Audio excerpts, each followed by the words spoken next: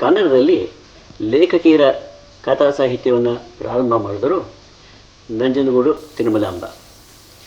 ಅದರ ಮುಂದಿನ ಪೀಳಿಗೆಯಲ್ಲಿ ಈ ಕೆಲಸವನ್ನು ಸೊಗಸಾಗಿ ಮುಂದುವರಿಸಿಕೊಂಡು ಹೋದವರು ಕೊಡೇಲು ಗೌರಮ್ಮ, ಆರ್ ಕಲ್ಯಾಣಮ್ಮ, ಸರಸ್ವತಿಬಾಯಿ ರಾಜವಾಡೆ ಇಂತಹವರು. ಶ್ರೀಮತಿ ಸರಸ್ವತಿಬಾಯಿ ರಾಜವಾಡೆ ಅಂದರೆ ಗಿರಿಬಾಲೆಯವರು ಸಿಂಗ್ಪುರದಲ್ಲಿ ಇದ್ದಾಗಲೇ ಕೂಡ ಈ ಒಂದು ಪ್ರಯತ್ನ ಮಾಡಿದ್ರಂತೆ. ತಮ್ಮ ಕಥೆಗಳನ್ನು ಕೇವಲ ಗಿರಿಬಾಲೆಯವರು ಬರೆದಿದ್ದು ಅಂತ ಪ್ರಕಟಿಸ್ತಾರೋ ಅಥವಾ ಹೆಣ್ಮಗಳು ಬರೆದಿದ್ದು ಅಂತ ಪ್ರಕಟಿಸ್ತಾರೋ ಅಥವಾ ಅದರಲ್ಲಿ ನಿಜವಾಗ್ಲೂ ಸತ್ವ ಇದೆಯೋ ಅಂತ ತಿಳಿದುಕೊಳ್ಳೋಕ್ಕೋಸ್ಕರ ಬೇರೆ ಬೇರೆ ಹೆಸರಲ್ಲಿ ಬೇರೆ ಬೇರೆ ಕಡೆಯಿಂದ ಕೂಡ ಕಥೆಗಳನ್ನ ಕಳಿಸ್ತಾ ಇದ್ರಂತೆ ಅದರ ಸತ್ವ ತಿಳಿದುಕೊಳ್ಳೋದಕ್ಕೆ. ಅವುಗಳೆಲ್ಲ ಪ್ರಕಟವಾದಾಗ ಇದೇ ಅವರಿಗೆ ತಮ್ಮಲ್ಲೇ ತಮಗೆ ಒಂದು ವಿಶ್ವಾಸ ಮೂಡಿ ಬಂದು ಹೆಚ್ಚು ಬರೆದಿದ್ದಾರೆ. ಈಕೆ ಸ್ವಾತಂತ್ರ್ಯ ಪೂರ್ವದ ಲೇಖಕಿ ಅನ್ನೋದನ್ನು ಕೂಡ ನಾವು ಮರೆಯೋ ಹಾಗಿಲ್ಲ. ಹಾಗಾಗಿ ಗಾಂಧೀಜಿಯವರ ಪ್ರಭಾವ ಇವ್ರ ಮೇಲೂ ಆಗಿದೆ. ಜಾತಿ ಪದ್ಧತಿ, ಜೀತದಾಳು, ವಿಧವಾ ಸಮಸ್ಯೆ, ರೈತರ ಸಮಸ್ಯೆ, ಈ ಎಲ್ಲ ವಿಷಯಗಳನ್ನು ಕೂಡ ಅವರು ತಮ್ಮ ಕಥೆಯಲ್ಲಿ ವಸ್ತುಗಳನ್ನಾಗಿ ಹೊಂದಿದ್ದಾರೆ. ಅವುಗಳ ಮೇಲೆಲ್ಲ ಕಥೆಗಳನ್ನು ಬರೆದಿದ್ದಾರೆ. ವಿವಿಧ ಪಾತ್ರಗಳ ಮೂಲಕ ತಮಗೇನು ಹೇಳಬೇಕೋ ಅದನ್ನು ಹೇಳಿದ್ದಾರೆ. ಅವರ ಕಥೆಗಳಿಗೆ ಒಂದೆರಡು ಮಿತಿಗಳಿವೆ ಅಂತ ಆಗಾಗ ಅನಿಸ್ಬೋದು. ಒಂದು, ಕೆಲವು ಕಥೆಗಳಲ್ಲಿ ಸ್ವಲ್ಪ ಸಂಪ್ರದಾಯ ಪ್ರಿಯರಾಗ್ತಾರೆ. ಕೆಲವು ಕಥೆಗಳಲ್ಲಿ ಸಂಭಾಷಣೆ ರಂಗಭೂಮಿಯ ಸಂಭಾಷಣೆಗಾಗತ್ತೆ. ಆದರೆ ಸಿದ್ಧಿ ಅಂತ ಒಂದು ಕತೆ ಬರೆದಿದ್ದಾರೆ. ಅದರಲ್ಲಿ ಸ್ವಾತಂತ್ರ್ಯ ಬಂದ ಮೇಲೆ ಭಾರತದಲ್ಲಿ ಈ ದೇವರು ಆ ದೇವರು ಈ ಪೂಜೆಗಿಂತ ಮುಖ್ಯವಾದದ್ದು ಜನತೆಯೇ ದೇವರು ಅನ್ನುವುದನ್ನು ಮಾನಟ್ಟು ಮಾಡಿಕೊಂಡು ಅವರು ಸೇವೆ ಮಾಡೋದು ಮುಖ್ಯ ಅನ್ನುವ ತತ್ವವನ್ನು ಸೊಗಸಾಗಿ ಬೆಳಗಿಸಿದ್ದಾರೆ.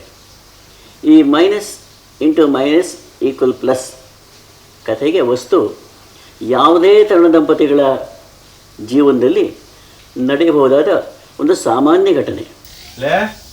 ಕೇಳಿದ್ಯಾ?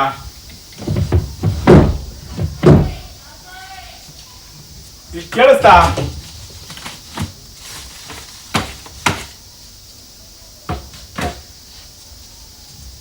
ಕಿವಿ ಕಿವಿಡಾಯ್ತಾನೆ. ಓ, ಇದೇನು ಹುಚ್ಚಾಸ್ಪತ್ರೆನಾ? ನಾನು ಅವಾಗ ಹಿಂಗೆ ಕೂಕೋತಾ ಇದ್ದೀನಿ, ನನ್ನ ಮಾತೇ ಕೇಳೋದಿಲ್ವಲ್ಲ ಯಾರಿಗೂ ಇಲ್ಲಿ. ಈಗೇನಾಯ್ತು ಅಂತ ಹೀಗೆ ಕಿರ್ಚ್ಕೋತಾ ಇದ್ದೀರಾ? ಅಯ್ಯ, ನೀನ್ ಯಾಕೆ ಅದಕ್ಕೆ ಹಾಗೆ ರೇಗ್ತೀಯಾ? ರೇಗ್ತೆ ಇನ್ನೇನ್ ಮಾಡ್ಲಿ? ನೀವೀಗ ಅಸಭ್ಯವಾಗಿ ನಡ್ಕೊಂಡ್ರೆ ನನಗ್ ಸಹಿಸ್ಕೊಳಕ್ ಆಗಲ್ಲ. ಓಹೋ, 2 ಅಕ್ಷರ ಕಲ್ತ್ ಕೂಡ್ಲೆ ಭಾರಿ ಸಭ್ಯತೆ ಕಲ್ತ್ಕೊಂಡೆ ಬಿಡು. ಅದ್ ಸರಿ, ಈಗ ನಾನೇನಂತ ಅಸಭ್ಯವಾಗಿ ವರ್ತಿಸಿದ್ದು? ಮತ್ತೇನು, ನನ್ಗೇನು ಹೆಸರಿಲ್ವಾ? ಹೆಂಗಸರ ಹೆಸರಿನಲ್ಲೂ ನಿಮ್ಗೆ ಅಸೂಯೇನಾ? ಕೇಳ್ದ್ಯಾ ಅಂತ ಕಿರ್ಚ್ತಾ ಇದ್ರೆ ನಾನೇನು ಅಂತ ಅರ್ಥ ಮಾಡ್ಕೊಳ್ಳಿ. ನಾನು ನಿಮ್ಗೆ ಎಷ್ಟು ಸರ್ತಿ ಹೇಳಿದ್ದೀನಿ, ನನ್ನ ಹೆಸರು ಕೂಗದೆ ನಾನು ಉತ್ತರ ಕೊಡಲ್ಲ ಅಂತ. ಆದ್ರೂ ಮತ್ತೆ ಕಿರ್ಚ್ತಾ ಇರ್ತೀರಾ, ಕೇಳ್ದ್ಯಾ ಅಂತ. ಅಲ್ಲ, ಇವತ್ತು ಭಾನುವಾರ ಅಲ್ವಾ, ಹಾಗಾಗಿ ಶಾಮರಾಯರ ಮನೆಗೆ ಹೋಗಿ ಬರೋಣ ಅಂತ ಹೊರಟೆ. ನಾನೇನು ಕೊರವಂಜಿನ ಕಣಿ ಕೇಳೋಕೆ? ಹೋಗೋರು ಬೇಕಾದ ಕಡೆಗೆ ಹೋಗ್ಬೋದು, ಅದ್ರಲ್ಲಿ ಕೇಳೋದೇನಿದೆ? ಮಹಾರಾಣಿಯವರ ಅಪ್ಪಣೆ ಪಡೆಯೋದಕ್ಕಲ್ಲ ಕರೆದಿದ್ದು. ದಯವಿಟ್ಟು ಆ ಫೋಟೋ ಕೊಡ್ತೀಯಾ? ಫೋಟೋ? ಯಾವ ಫೋಟೋ ರೀ? ಅದೇ ಆ ಶ್ರೀಪತಿ ರಾಯರ ಮಗಳು ಕುಮುದಂದು. ಆ ಫೋಟೋ ಎಲ್ಲ ನನಗೆ ಗೊತ್ತಿಲ್ಲಪ್ಪ. ನೀವೇ ನನ್ನ ಹತ್ರ ಕೊಟ್ಟಿದ್ರೆ ಅದನ್ನ ಎತ್ತಿಡೋಕೆ. ನೋಡ್ಬಿಟ್ಟು ಲಲ್ಲು, ದಯವಿಟ್ಟು ಟೈಮ್ ವೇಸ್ಟ್ ಮಾಡಬೇಡ. ನನಗೆ ಬೇಕಾದಷ್ಟು ಬೇರೆ ಕೆಲಸಗಳು ಇವೆ. ಫೋಟೋ ಕೊಡಮ್ಮ. ಈಗ ಬಂತ ನನ್ನ ಹೆಸರು ನಿಮ್ಮ ಬಾಯಲ್ಲಿ? ಆ ಫೋಟೋ ನನ್ನ ಹತ್ರ ಇಲ್ಲ. ನಿನ್ನಲ್ಲೇ ಇರಬೇಕು ನೋಡು ಲಲ್ಲು. ಬೀರು ತೆಗೆದು ಹುಡುಕು, ಅಲ್ಲೇನಾದ್ರೂ ಇಟ್ಟಿದ್ಯಾ ಅಂತ. ಮೊನ್ನೆ ಕಾಗದ ಬಂದಾಗ ನಾನೇ ನಿನ್ನ ಕರು ತೋರಿಸ್ಲಿಲ್ವಾ? ನೀನು ಆ ಫೋಟೋ ನೋಡಿ ಎಷ್ಟು ಮುದ್ದಾಗಿದ್ದಾಳೆ ಹುಡುಗಿ, ಶಾಮರಾಯರಿಗೆ ತಕ್ಕಾದ ಸೊಸೆ ಅಂತ ಅಲ್ಲ ಹೇಳಿ ಆ ಫೋಟೋನ ತಿರುಗಿಸಿ ನೋಡ್ತಾ ಇದ್ದೆ. ಅಷ್ಟರಲ್ಲಿ ಚಂದ್ರು ಬಂದ, ನಾನು ಎದ್ದಾಚೆ ಹೋದೆ. ನನಗೆ ಇವತ್ತೇ ತಿರ್ಗಾ ಆ ಫೋಟೋ ನಾಪ್ಕ ಬರ್ತಾ ಇರೋದು. ನೀನೇ ಎಲ್ಲಾದ್ರೂ ಇಟ್ಟಿರ್ಬೋದು, ನೋಡು ಚಿನ್ನ. ದೇವರಾಣಿಗೂ ನನ್ನ ಹತ್ರ ಇಲ್ಲ ರೀ, ನಿಮ್ಗೆ ವಾಪಸ್ ಕೊಟ್ಟಿದ್ದೀನಿ. ನನ್ನ ಹತ್ರ ನೀನ್ ಕೊಟ್ಟಿಲ್ಲ, ನಿನ್ನಾಣೆಗೂ ನಿನ್ನ ಹತ್ರನೇ ಇದೆ. ಸ್ವಲ್ಪ ಬೀರು ತೆಗೆದು ಹುಡುಕಮ್ಮ. ಗೊತ್ತಿಲ್ಲ ಅಂತ ಹೇಳಿದೀನಿ ನೋಡಿ. ನೋಡು, ಈಗ ಶ್ರೀಪತಿ ರಾಯರ ಹತ್ರ ಹೋಗಿ ನಿಮ್ ಮಗಳು ಫೋಟೋ ಕಳೆದೋಯ್ತು ಅಂತ ಹೇಳಿದ್ರೆ ಇವನ್ ಯಾವನಯ್ಯ ಒಳ್ಳೆ ಬೇಜವಾಬ್ದಾರಿ ಮನುಷ್ಯ ಅಂತ ನಗಲ್ವಾ? ನೋಡು ಪುಟ್ಟ.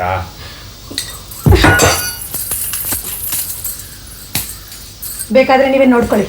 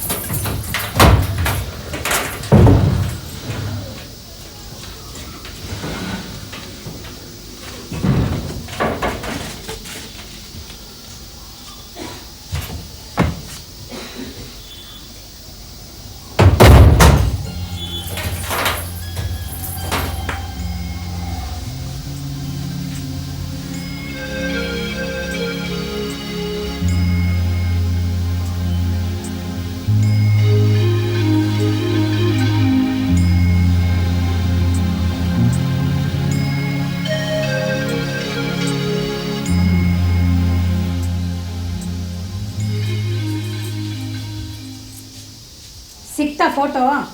ನಿನ್ನಂತ ಹೆಂಡ್ತಿರಿದ್ರೆ ಯಾವ ವಸ್ತುನು ಸರಿಯಾಗಿ ಸಿಗೋದಿಲ್ಲ.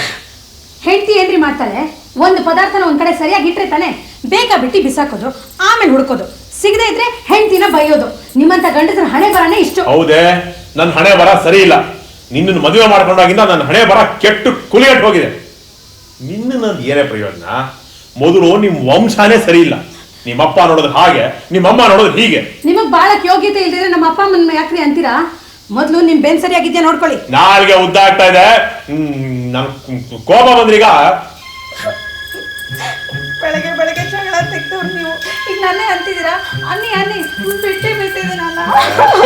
ಇದಕ್ಕೆ ಕಮ್ಮಿ ಇಲ್ಲ.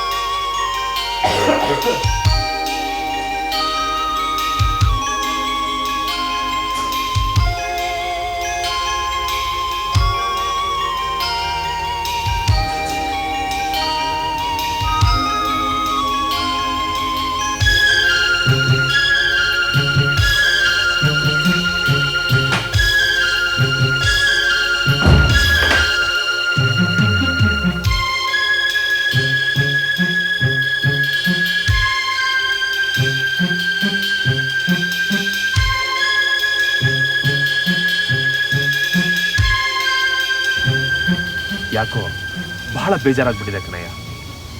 ಮದುವೆನೇ ಮಾಡ್ಕೋಬಾರ್ದು. ಮದುವೆ ಮಾಡ್ಕೊಂಡ್ರು ಗಂಡ ಹೆಂಡ್ತಿರ್ ಜಗಳ ಆಡಬಾರ್ದು ನೋಡು. ಈ ಜಗಳ ಆಗುತ್ತೆ ಅಂದ್ಬಿಟ್ಟು ನಾನು ಮದುವೆ ಮಾಡ್ಕೊಂಡಿಲ್ಲಯ್ಯ. ಆದರೂ ಒಂಟಿ ಜೀವನ ಒಂದೊಂದ್ಸತಿ ತುಂಬ ಬೇಜಾರು ಅನ್ಸುತ್ತೆ ನೋಡು. ನಿನಗಾದರೂ ಹೆಂಡ್ತಿ ಇದ್ದಾಳೆ ಜಗಳ ಆಡಲಿಕ್ಕೆ, ನನಗದು ಇಲ್ವಲ್ಲಯ್ಯ. ಇದ್ರೂ ಚಿಂತೆ, ಇಲ್ಲದೆ ಇದ್ರೂ ಚಿಂತೆ. ಅದು ಸರಿ, ನೀನು ದುಡ್ಡು ಬೇಕು ಅಂತ ಕೇಳಿದ್ದೆ ಅಲ್ವಾ?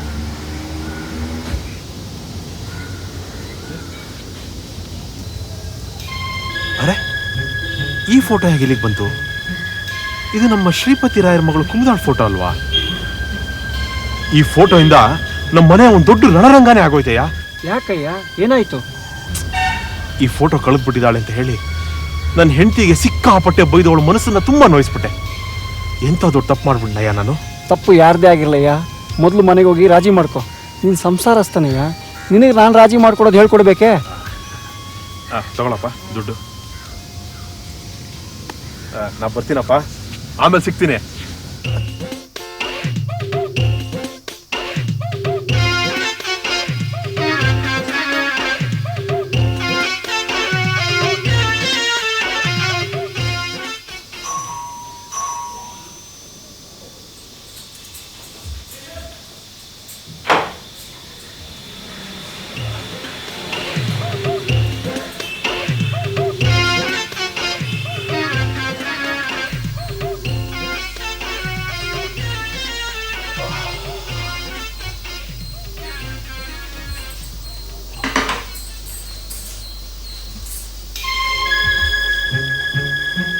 ಲಲ್ಲು, ನಿನಗೋಸ್ಕರ ಮಲ್ಲಿಗೆ ಹೂ ತಂದಿದ್ದೀನಿ ನೋಡು.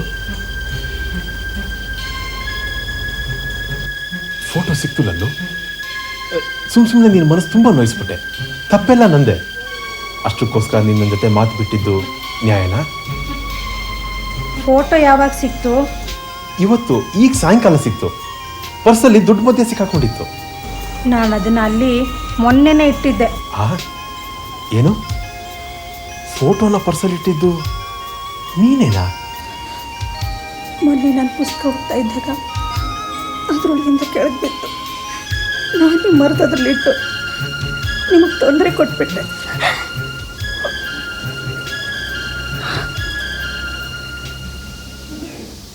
ಈ ಶೀರ್ಷಿಕೆಯನ್ನು ನೋಡಿದಾಗ ಇಬ್ಬರದು ಎಲ್ಲೋ ತಪ್ಪಿರಬೇಕು ಅಂತಂತೂ ಅನಿಸಿರುತ್ತೆ ನಮಗೆ.